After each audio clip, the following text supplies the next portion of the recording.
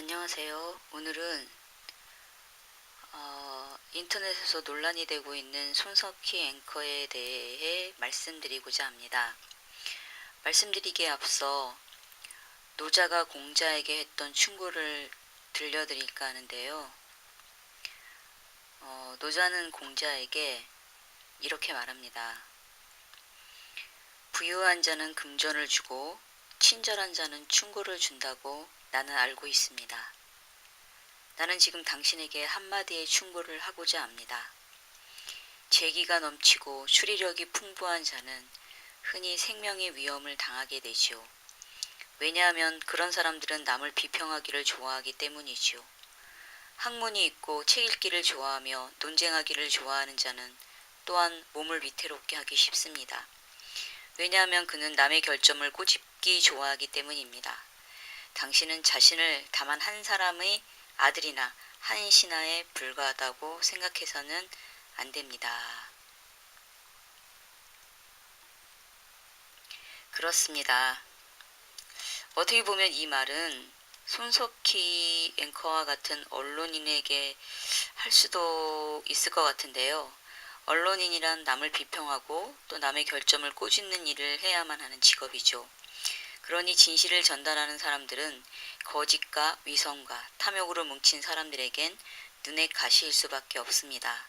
어떻게든 자신의 잘못을 드러나게 한 사람에게 보복을 하려고 하죠. 작은 일을 부풀리거나 하위로 꾸며 치명타를 입히는 것입니다. 14년째 가장 영향력 있는 언론이라는 명예를 가지고 있는 분, 언론이 세상을 변화시킬 수 있다는, 그만큼 언론이 중요하다는 교훈을 만천하에 알리신 분. 그래서 저는 손석희 앵커를 언론인으로서 존경하는데요. 그는 다만 한 사람의 아들이나 한 사람의 남편에 불과한 사람이 아니라 이제 우리 국민 모두가 바라보고 있는 사람이 되었죠. 그렇기 때문에 만약에 손석희 앵커가 지금 모함을 받고 있는 거라면 우리가 해야 한다고 생각을 합니다. 젊은 시절부터 언론의 민주화를 위해 자신을 내던질 줄 아시던 분이었고 한결같이 자신의 신념을 지켜오신 분이었기에 저는 그분을 믿고 많은 분들이 그분을 믿을 것이라고 생각하고 있습니다. 그런데 그분이 김웅이라는 사람이 공개한 그 녹취록 때문에 세상이 시끄러운데 그분이 지금 공경에 처해 있고 세상이 시끄러운데요. 워낙에 그 인기가 보통 연예인을 능가하는 분이라 그분의 말 한마디, 동작 하나하나가 관심거리가 될 수밖에 없는 상황에서 폭행이란 두 글자만으로도 시청자들은 정말? 이런 반응을 보일 수밖에 없지요.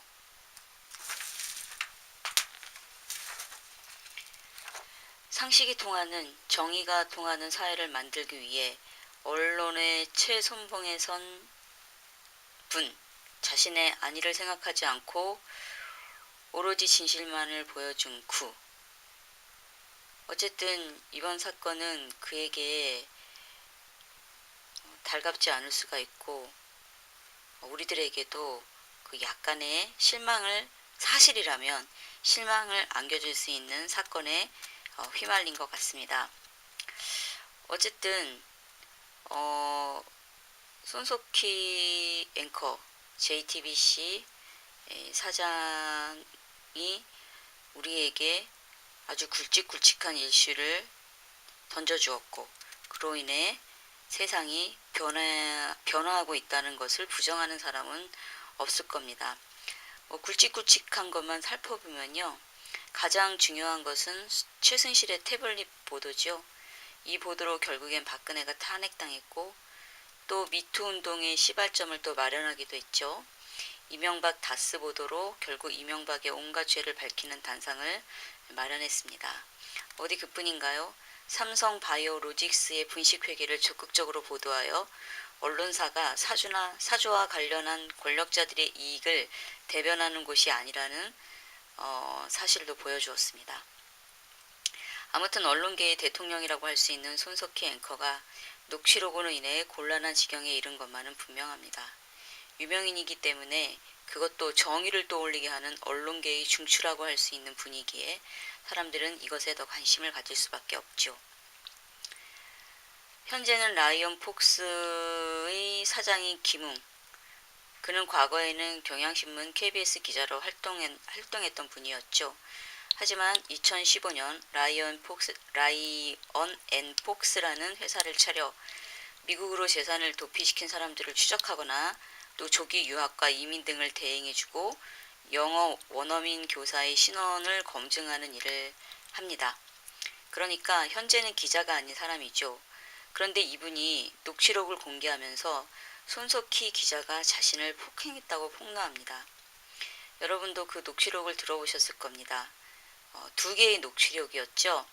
첫 번째 녹취록은 그 문제의 그 폭행에 관한 녹취록이었는데 김은 기자가 저를 폭행하셨죠? 라는 말에 손석희 앵커가 웃으면서 에이 그게 무슨 폭행이냐 라고 말합니다.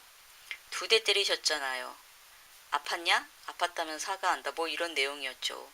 또 두 번째 녹취록에서는 그 손석희 앵커가 김은 기자에게 함께 일하자고 하는 부분인데 김은 기자가 계속 거절하는 내용이었죠. 솔직히 첫 번째 녹취록을 봐서는 전치 3주의 폭행인지 심히 의심스럽습니다. 그리고 일자리를 제안하는 손석희 앵커의 그 두 번째 녹취록을 들으면서 사람들은 그 손석희 앵커가 김은 기자에게 뭔 약점을 잡힌 것 같다고 하더군요. 저도 처음에 좀 그런 생각이 들었죠. 하지만 손석희 앵커는 정규직 일자리를 노골적으로 요구했다며 그 해명을 하고 있습니다. 그러니까 손석희 앵커의 말대로라면 일자리를 제안한 것은 맞는데 그게 정규직이 아니라 마음에 안 드니까 계속 거절한 녹취록이라고 할 수 있네요. 그것에 대한 보복으로 손석희 사장을 모함하는 것일 수도 있는 거고요. 그리고 손석희 앵커가 접촉사고를 내고 뺑소니를 쳤다고 하죠. 이에 대해 손 사장은 후진하다가 견인차와 접촉한 것 같은데 접촉 자체를 모르고 자리를 떠날 정도로 흔적이 없었다네요. 아무튼 그래서 그 자리를 떠났는데 견인 차량이 따라와 차에 닿았다면서 보상을 요구하자 150만 원을 주고 쌍방 합의했다고 합니다. 전 이에 대해서는 별 문제가 없다고 보는데요. 그 동승자 때문에 좀 시끄럽죠. 그 동승자가 그 함께 뉴스룸을 진행하는 안나경 앵커였다는 얘기가 돌고 있습니다. 하지만 손석희 앵커는 그분은 어머니였다고 말하고 있죠. 동승자가. 이렇게 4가지 정도의 논란이 있는 것 같은데 공통점을 보면 시간이 지나서 더 확인하기는 힘든 것들이네요. 동승한 여자인 경우 견인차주의 얘기를 들어보면 나이가 좀 든 여자라고 하던데 그렇다면 안나경 앵커는 아닌 것 같고 그리고 설사 안나경 앵커라 하더라도 회사 사람과 동승한 게 그 불륜이 될 수는 없잖아요. 솔직히 저는 손석희 앵커를 믿습니다. 그분이 거짓말하는 분은 아니지 않습니까? 지금까지 그렇게 살아왔는데 한쪽의 일방적 주장만 듣고 손석희 앵커를 비난하는 것은 옳지 못합니다. 지금 수사가 진행 중인 것이 있으니 그것은 수사가 끝나고 생각해야 할 일이죠. 그리고 안나경 앵커와의 그 불륜에 관한 소문은 누가 퍼뜨린 것인지는 모르나 정말 치졸하다고 생각합니다. 아니 확인되지도 않은 것, 즉 아무런 증거도 없는 것으로 아직 시집도 가지 않은, 그러니까 결혼도 하지 않은 앞날 창창한 여자 앵커에게 이렇게 상처가 되는 소문을 내서야 될까요?